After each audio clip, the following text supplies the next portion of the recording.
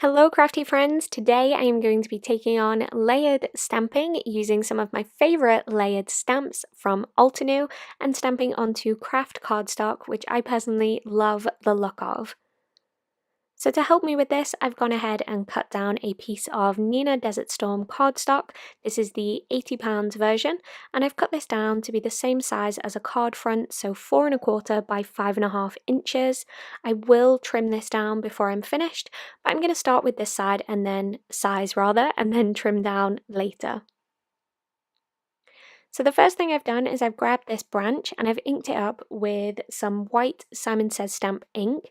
And I think when stamping on Kraft cardstock, this is a really fun technique to give some vibrancy to your inks when you're stamping on this particular colour. And I'll be working with some of the flowers in their layering groups. The first thing I'll do is stamp down the solid layer in white. And I'll go ahead and move and kind of repeat that for a couple of the other stamps. As I say, I'm not being overly careful with the edges there because I know I'm trimming this piece down.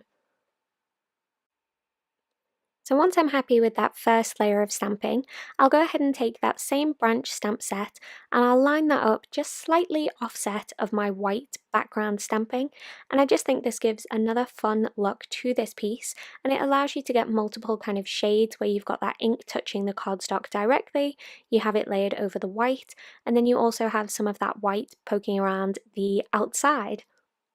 So to do that, I use the Altenew Dark Chocolate ink. And then I'm going in with the base layer of all of my flowers again, and I'm stamping this in my lightest colour.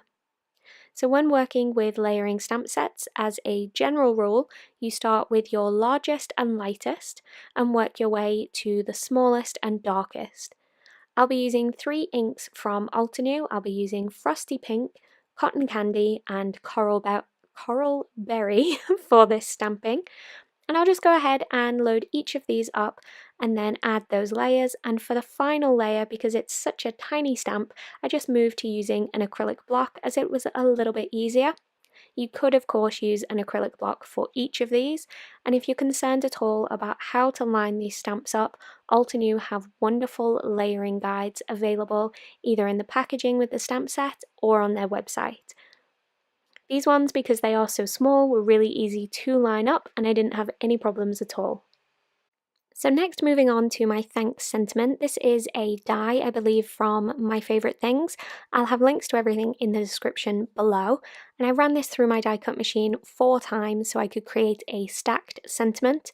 3 of those times I used scrap white cardstock, and I'm just attaching everything together using tiny dots of Gina Connect glue, and just layering these up and making sure that the beautiful gold version sits on the top, so that will have that nice dimension behind it, but I haven't had to use too much of that gold cardstock, and I was able to find a use for some of my scraps. Once I've pinched all the edges together to make sure that everything is aligned, I'll just set an acrylic block on top of this while the glue dries. So here I've created a card base using Neenah Desert Storm, and this is the 110 pound version, so it's the more heavyweight version that is really nice to use for your card bases.